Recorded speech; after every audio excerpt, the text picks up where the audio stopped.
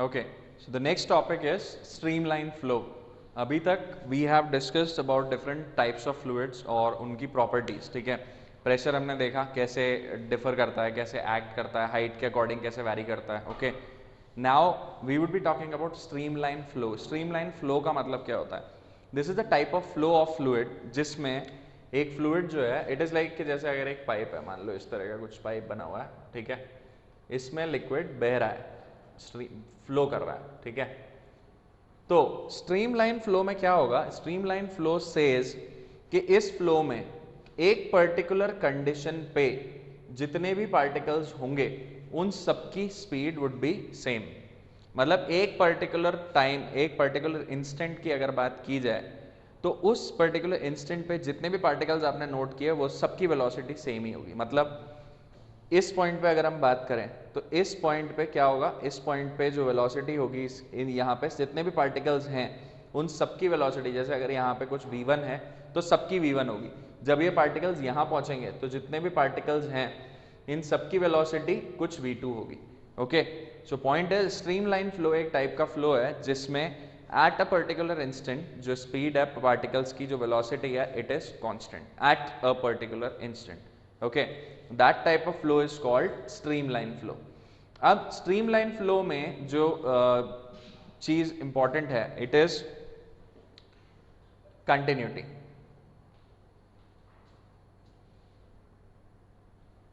Continuity, it's equation of continuity. ये जो topic यहां पे लिखा हुआ है, इक्वेशन ऑफ कंटिन्यूटी, ये क्या कहता है? ये कहता है, इसको आप ऐसे समझो कि घर पे हम जब, आपने कभी नोट किया होगा, जब हम पाइप से पानी डालते हैं, like when we water the plants or something, whenever we have a pipe in our hand, so what happens is जब पाइप नॉर्मली हाथ में होता है और पानी निकल रहा है, वो स्पीड जो है that is normal speed. But अगर हम उसको आगे से दबाते हैं तो क्या होता है? उसकी स्पीड बढ़ाने के लिए कई बार हम क्या करते हैं, पाइप को दबा देते हैं या आगे से उसको बंद कर देते हैं, आधा कर देते हैं, उसको दबाया जाता है, उसका एरिया कम किया जाता है बेसिकली. तो क्या होता है? स्पीड बढ़ जाती है. ओके, ये होता है. नॉर्मल पानी है, नॉर्मल पाइप पकड़ रखा है, पानी आ रहा है, ठीक है, नॉर्मली है, बट अगर उसकी स्पीड बढ़ानी है तो क्या होगा? उसको हम दबा देते हैं तो उसकी स्पीड बढ़ जाती है. यानी कि एरिया जब कम कर दिया तो क्या हुआ? स्पीड बढ़ी. अंडरस्टैंड? जब एरिया ज्यादा था स्पीड कम थी, बट एरिया कम करते ही स्पीड बढ़ गई. Getting the logic? एरिया कम करते ही स्पीड बढ़ गई. तो एरिया और इसमें वेलोसिटी में जो स्पीड है उसमें क्या रिलेशन है? कैन वी से कि area is inversely proportional to velocity, या फिर जो वेलोसिटी है या स्पीड है it is inversely proportional to the area? है, समझ में आ रहा है?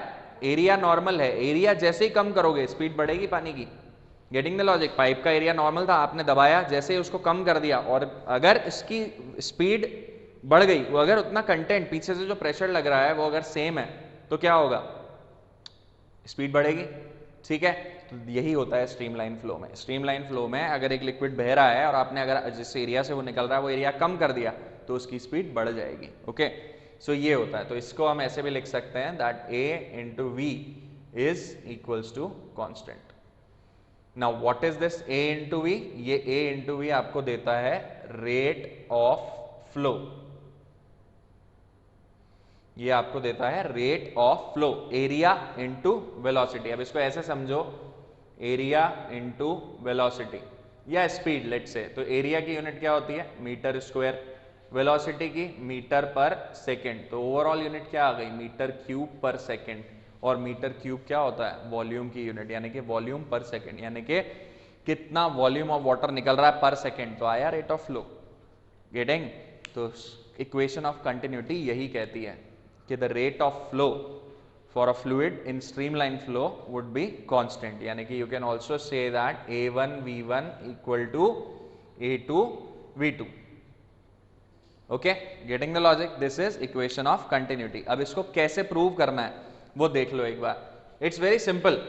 बहुत ही सिंपल सा लॉजिक है, बस आपको ये ध्यान रखना है कि the rate of flow is constant. Okay, अब जैसे मान लो एक पाइप ले लेते हैं इस तरह का, अलग अलग एरिया का, कि यहाँ पे कुछ अलग एरिया है, यहाँ पे कुछ अलग एरिया है. यहाँ पे एरिया है A1 और यहाँ से पास होने वाले लिक्विड की वेलोसिटी है V1, और यहाँ पे एरिया है कुछ A2 और यहाँ से पास यहाँ तक आने वाले की स्पीड है V2.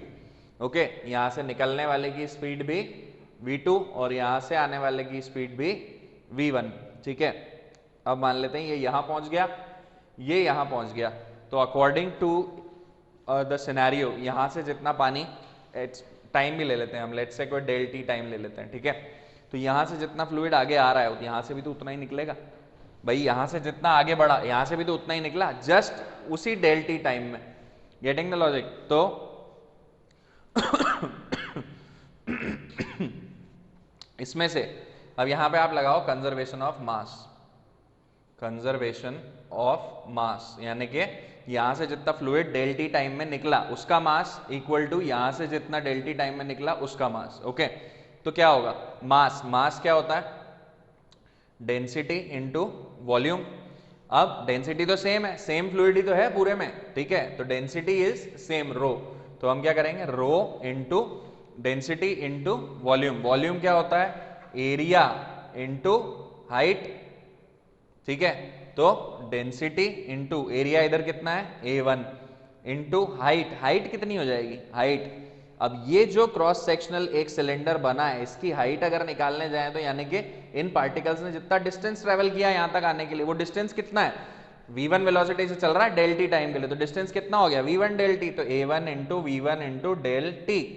Now this should be equal to, जितना पानी इधर से आया इधर से भी उतना ही निकला, तो वही density rho into area into height. Area कितना है? A2 इंटू हाइट कितनी है? V2 into del T. So rho और डेल टी हटा दो, क्या मिलेगा? A1 V1 equal to A2 V2। This is the proof of equation of continuity. Okay, so we'll start with the next topic now. Okay, so the next topic is Bernoulli's theorem. Bernoulli's theorem हमें ये बोलती है कि जो total energy of fluid है वो conserved रहती है।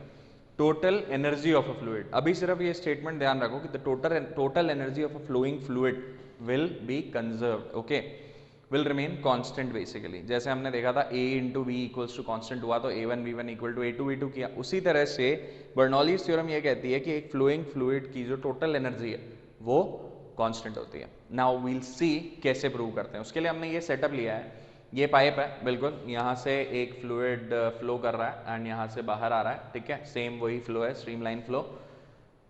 स्ट्रीमलाइन फ्लो के बारे में बस एक चीज ध्यान रखना कि इसकी जो स्ट्रीम्स हैं, जितनी भी इसकी स्ट्रीम्स हैं, ये ध्यान रखना कि these streams would be individual, like जो भी पार्टिकल्स इस स्ट्रीम में है वो इसी में ट्रैवल करेंगे। ये दो स्ट्रीम्स कभी भी एक दूसरे से इंटरसेक्ट नहीं करती। इंटरसेक्ट क्यों नहीं करती? Similar to the magnetic field pattern क्या होता है बेसिकली, अगर दो स्ट्रीम लाइंस इंटरसेक्ट कर जाएंगी तो इस पर्टिकुलर पॉइंट पे जो पार्टिकल को स्पीड मिलनी होगी वो उसकी दो डायरेक्शन मिल जाएंगी, जबकि ऐसा नहीं हो सकता।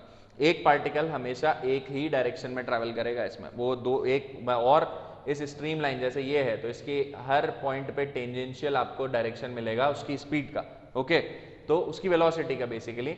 सो बेसिकली अगर दो चीजें इंटरसेक्ट करती हैं तो इस पे दो डायरेक्शन मिलेंगे, इट कैन नॉट हैपन, तो दो स्ट्रीम्स कभी भी इंटरसेक्ट नहीं करती, ये ध्यान रखना, ओके।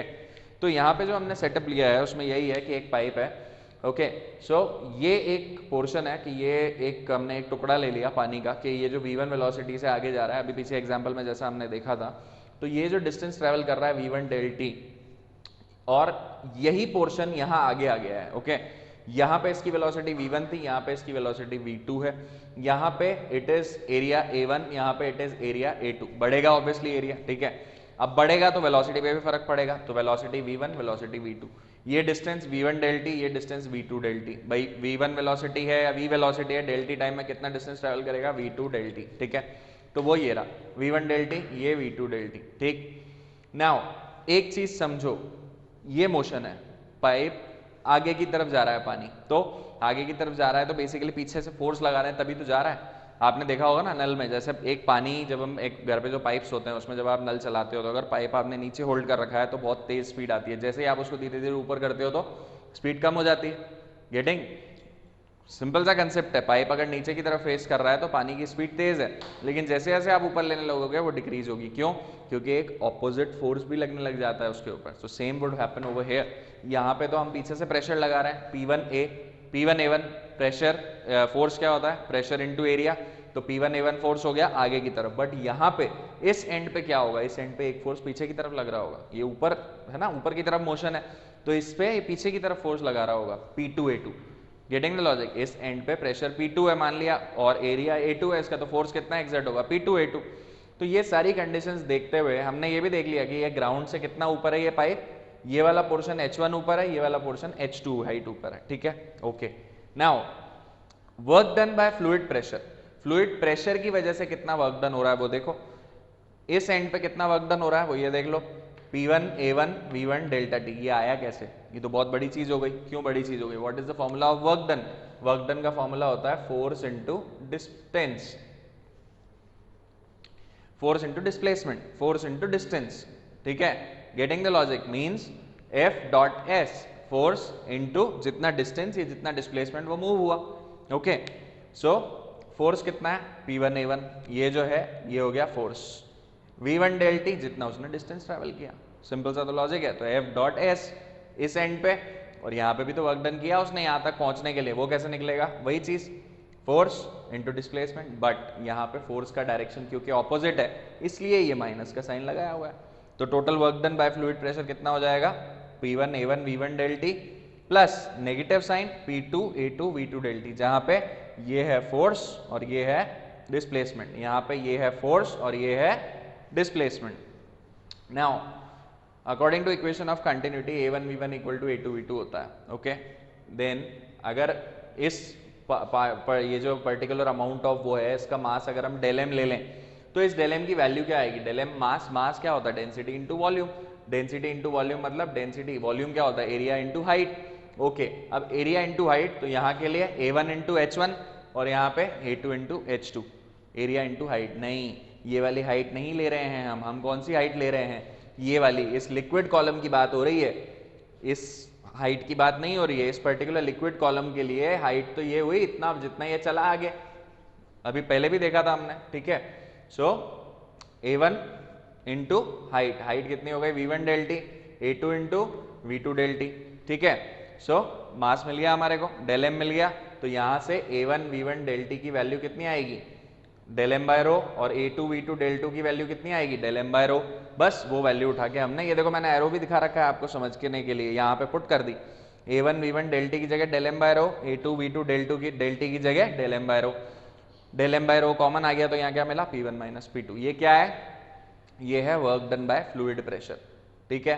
अब हाइट क्यों बताई हुई है? क्योंकि ग्रेविटी भी तो कुछ काम करेगी, पानी अगर ऊपर की तरफ आ रहा है तो ग्रेविटी भी तो काम करेगी, वो यहाँ देखो, वर्क डन बाय ग्रेविटी। ना work done by gravity potential energy के केस में जब हम बात करते हैं, वर्क एनर्जी थ्योरम में पढ़ा होगा आप लोगों ने कि work done by gravity equal to negative of potential energy हो जाता है। वर्क डन जब निकालोगे तो वो नेगेटिव ऑफ पोटेंशियल एनर्जी हो जाता है, और एक पर्टिकुलर सिस्टम में जो टोटल वर्क डन होता है by all the forces that is also equal to the change in kinetic energy. ये वर्क एनर्जी थ्योरम में पढ़ा है हमने, ठीक है। तो पोटेंशियल एनर्जी हाइट के रेस्पेक्ट में जब बात करते हैं तो ये हो जाएगा negative of del U. Del U क्या होता है? चेंज इन पोटेंशियल एनर्जी, तो ये हो जाएगा ui माइनस uf। अब ये तो निकाल सकते हो mgh होता है, तो del mg h1 minus del mg h2, तो ये आ जाएगा del mg h1 minus h2, okay. ये क्या हुआ? वर्क डन बाय ग्रेविटी, ये हुआ work done by fluid pressure, ठीक, ओके। अब इस इक्वेशन में हम ये सारी चीजें पुट करेंगे, okay. Let's see what comes up.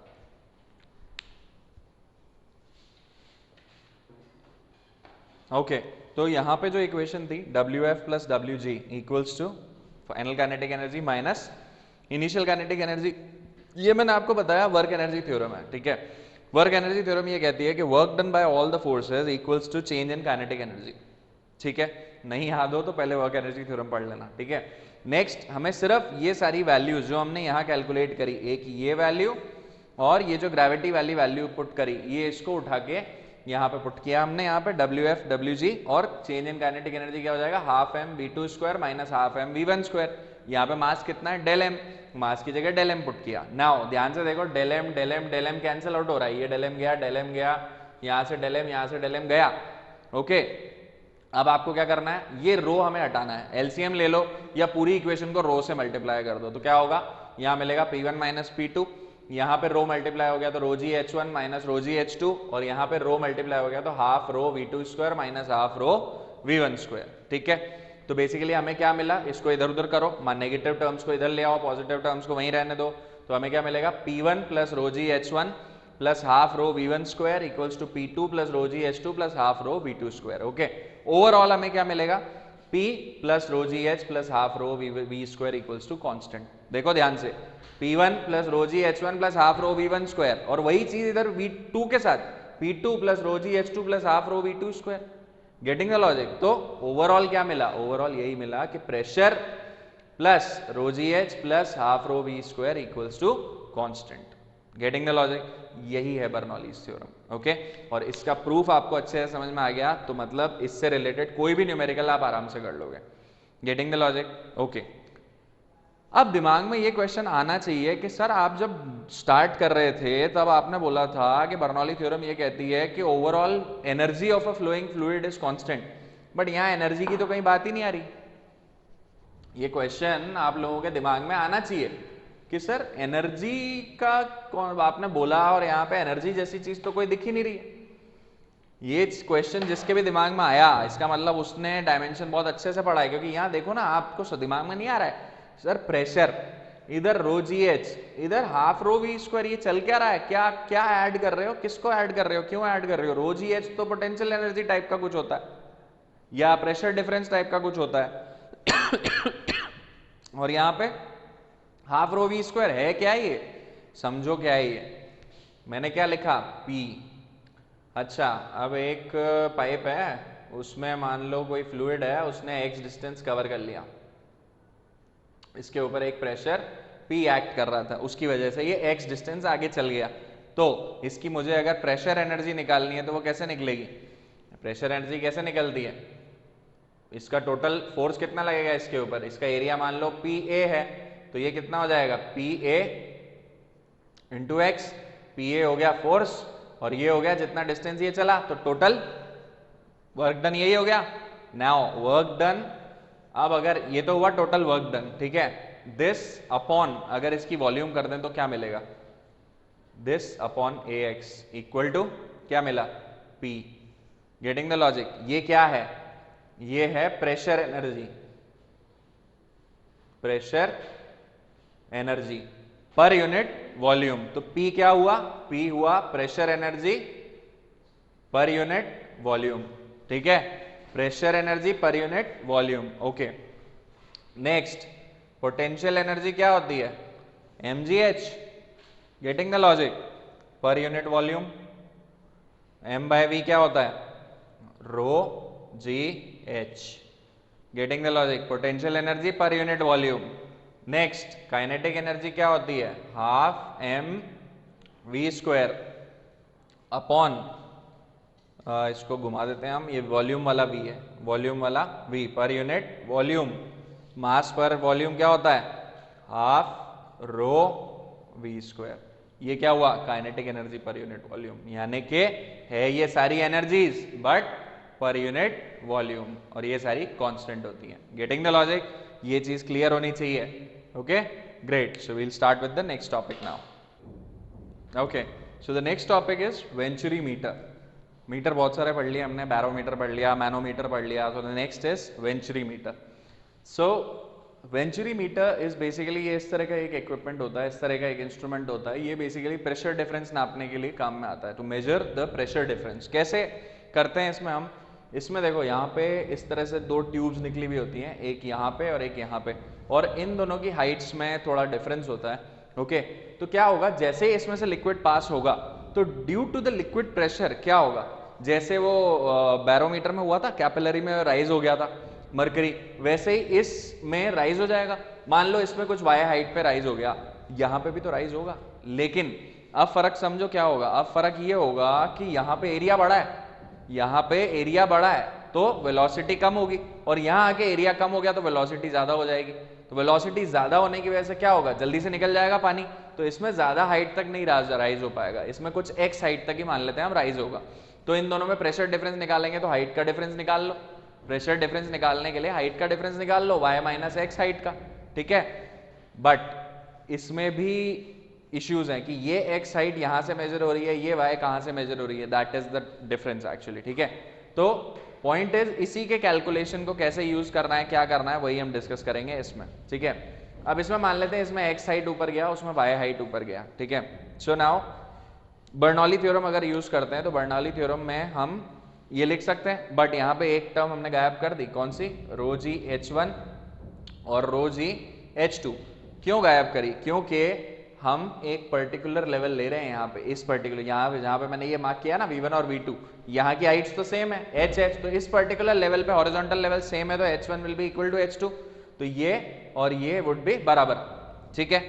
तो ये हटा सकते हैं हम, तो फाइनली हमारे पास ये बचेगा P1, और इससे हम ये निकाल सकते हैं pressure difference P1 minus P2, P1 minus P2 equals to half rho V2 square minus V1 square. Now P1 minus P2 का डिफरेंस इस पर्टिकुलर लेवल पे देखा जाए, इस पर्टिकुलर लेवल पे देखें तो वो हाइट प्लस ये डिफरेंस और ये हाइट का डिफरेंस क्या होगा, वही हो जाएगा रो जी वाई माइनस रो जी एक्स, तो ये आ जाएगा रो जी वाई माइनस एक्स। इस y माइनस एक्स की जगह पे हमने ले लिया h, इनकी हाइट्स का डिफरेंस, ठीक है। तो वही हमने यहाँ पे पुट किया P1 minus P2 equal to rho g h equals to half rho V2 square minus V1 square, ये आपको ध्यान रखना है। नाउ इसको जब सॉल्व करोगे रो रो कैंसिल हो जाएगा, V2 square minus V1 square will be equal to 2GH, ठीक है। तो इसमें से V1 स्क्वायर कॉमन ले लो, बाहर निकाल लो, तो इस तरह से इक्वेशन आएगी, that would be equal to 2GH। अब इक्वेशन ऑफ कंटिन्यूटी से a1 v1 equal to a2 v2 यानी कि v2 by v1 equal to a1 by a2, ठीक, ओके। नाउ इस इक्वेशन में जब आप इसको पुट करोगे, ये वाला logic v2 by v1 equal to a1 by a2 अगर इसमें पुट करेंगे, उसके बाद जब एलसीएम लेंगे तो हमारे पास ये इक्वेशन आ जाएगी v1 square equals to 2gh by a1 square minus a2 square into a2। यही कैलकुलेट करना होता है इसमें कि अगर यहाँ की v1 हमें दी हुई है तो उससे हम किस तरह से कैलकुलेशन करके सारी वैल्यूज पुट करके कैसे निकाल सकते हैं कि V1 कितनी होनी चाहिए, उसके ऊपर एरिया कैसे अफेक्ट करेगा, ठीक है। और अगर V2 निकालनी है, यहाँ पे अगर V2 करना हो तो सिंपल है, बस A1 की जगह पे A2 रख देंगे, यहाँ पे बाकी सारी चीजें would be same, 2GH upon A1 square minus A2 square into यहाँ पे बस A1 का स्क्वायर आ जाएगा, दैट्स इट, ठीक है। So this is how you use venturimeter, okay. Next logic is about surface tension. Surface tension क्या logic है, surface tension topic क्या है, सिंपल सा लॉजिक है। आपने चाय देखी होगी या कॉफी तो देखी ही होगी एक कप में, तो क्या होता है उसमें, जब चाय एक कप में बहुत देर तक पड़ी रहे या दूध एक कप में बहुत देर तक पड़ा रहे, उसके ऊपर कुछ जम जाता है, जिसे हम कहते हैं कि ऊपर से मलाई जम गई है। उसकी कंडीशन कैसी होती है, आपने देखा हो अगर, तो उसके ऊपर एक मच्छर भी जाके बैठ सकता है, एक मच्छर जाके जरूर बैठ सकता है, लेकिन हम जैसे ही उसको निकालने की कोशिश करते हैं तो वो ब्रेक हो जाती है। तो क्यों, उसको आपने देखा है वो कितना टाइट होती है। That tension on the surface of the fluid is called surface tension, ठीक है। इसे कई किताबों में एस से डिनोट किया होता है, कईयों में टी से डिनोट किया होता है।